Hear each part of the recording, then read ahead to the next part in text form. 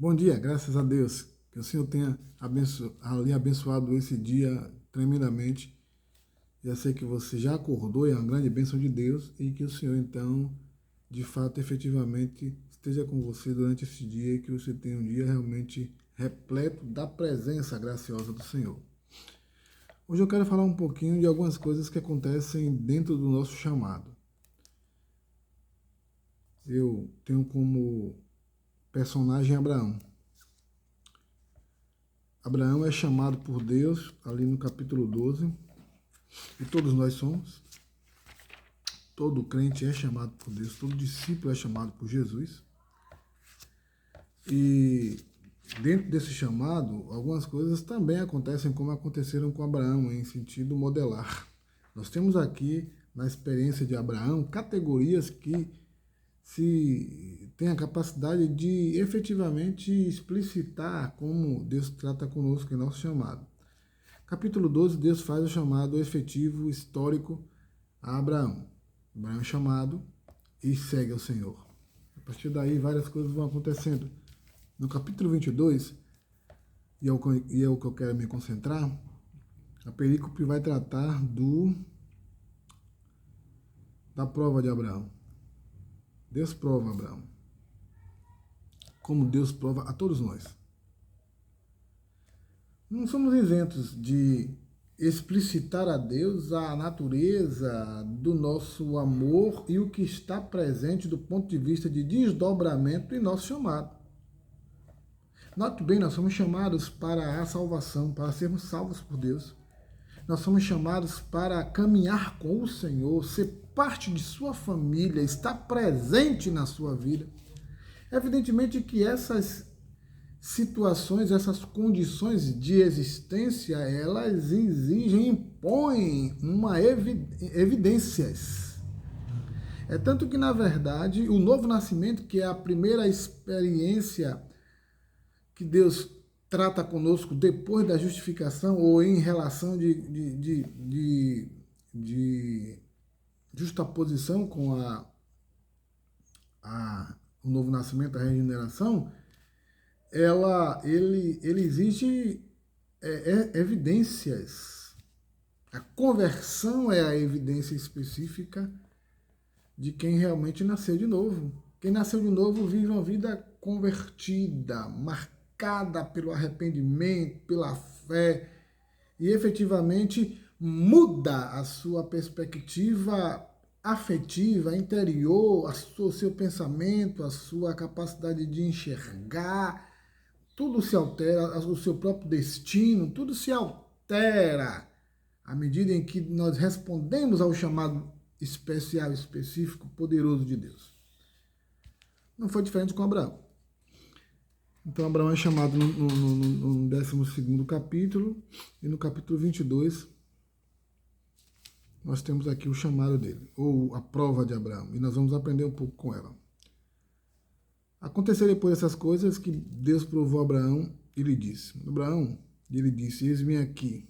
E ele disse: toma agora o teu filho, o único, Isaque, a quem tu amas, e vai para a terra de Moriá. E oferece-o ali como oferta queimada sobre um dos montes que eu te direi. E Abraão levantou-se cedo de manhã, e selou seu jumento, tomou consigo 2 servos e Isaque, seu filho, e cortou a lenha para a oferta queimada, e se levantou e foi para o lugar que Deus lhe dissera. Então, no 3º dia, Abraão levantou seus olhos e viu o lugar de longe, e Abraão disse aos seus servos: ficai aqui com o jumento, e eu e o menino vamos adiante para adorar, e voltaremos a vós. E Abraão pegou a lenha da oferta queimada e a colocou sobre Isaque, seu filho, e ele tomou fogo em sua mão e uma faca, e foram os dois juntos. Isaque falou a Abraão, seu pai, e disse: meu pai. E ele disse: aqui estou, meu filho. E ele disse: eis o fogo e a lenha, mas onde está o cordeiro para a oferta queimada? E Abraão disse: meu filho, Deus proverá para si um cordeiro para a oferta queimada. Então foram os dois juntos, e eles chegaram ao lugar de que Deus lhe dissera. E Abraão construiu ali um altar, e pôs em ordem a lenha, e amarrou Isaque, seu filho, e o pôs no altar sobre a lenha.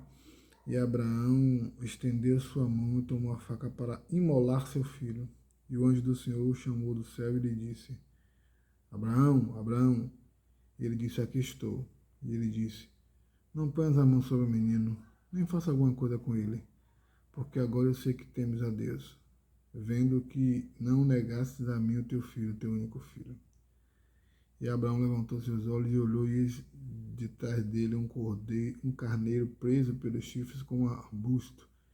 E Abraão foi e tomou o carneiro e os ofereceu como oferta queimada ao lugar do seu filho. E Abraão chamou o nome daquele lugar Jeová Jireh, como se diz até este dia: no monte do Senhor ele será visto, ou será providente.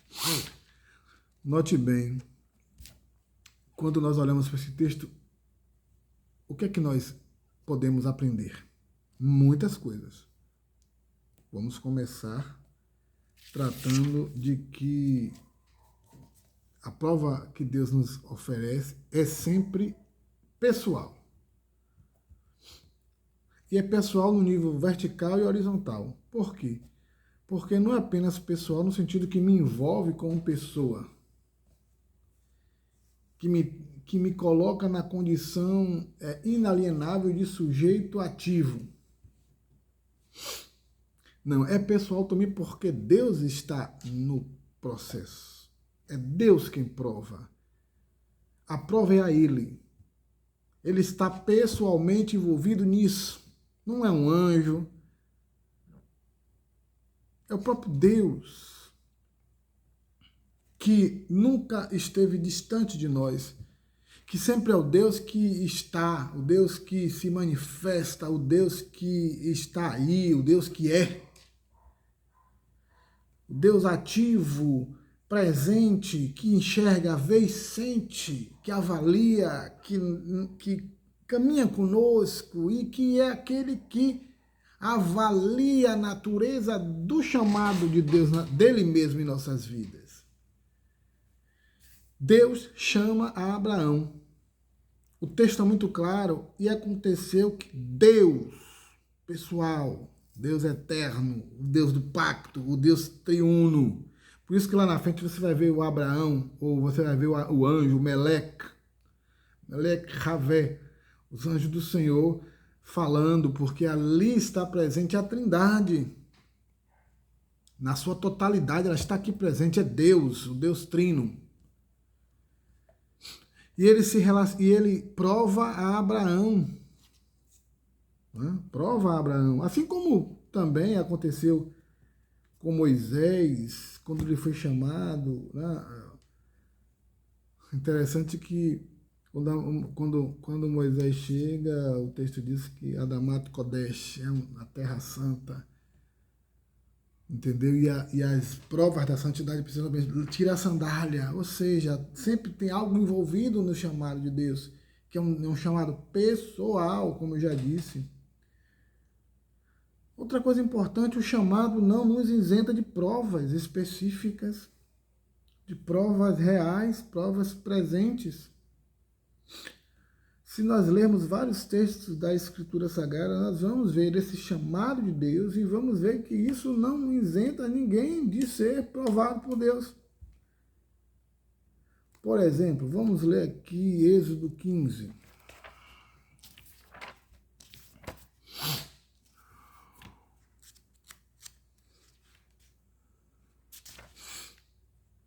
Êxodo 15, versículo 25 e 26.